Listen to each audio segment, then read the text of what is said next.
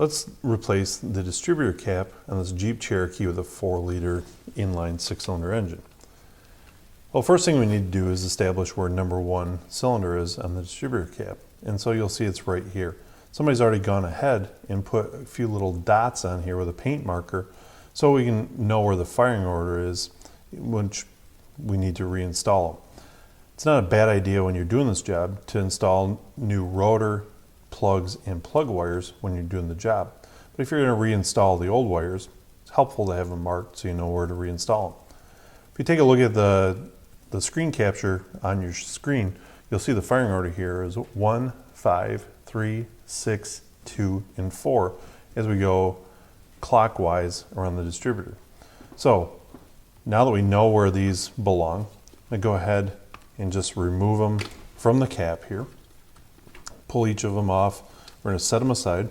Pull the coil wire, that's one coming up off the middle here.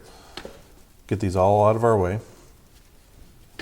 Once all the plug wires are off, now I just have to take my Phillips screwdriver and remove the 2 hold down screws that are holding the distributor into place. Once both the screws are removed, I can pull the cap up out of the place. And again, while we're in here, let's go ahead and install a new rotor into this distributor. It easily picks up and we can slide the new one into place. Now we'll take our new cap. You'll notice a rounded tab and a squared off tab.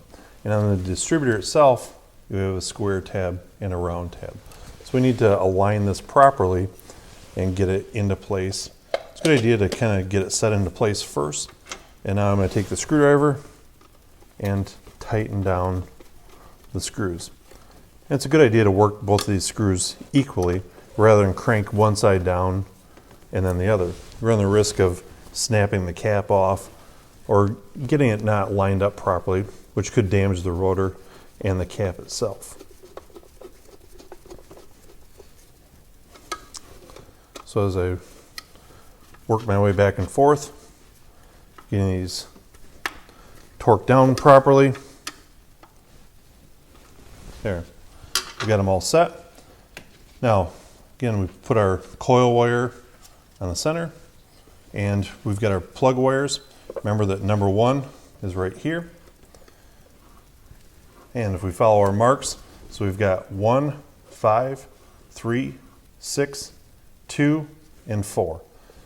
You can always follow the path of the wiring here to figure out which one is which, but it's again quite helpful if you already have the paint marks on there.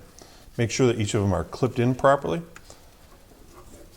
and once you get them all installed, the job is complete. You're all set to go.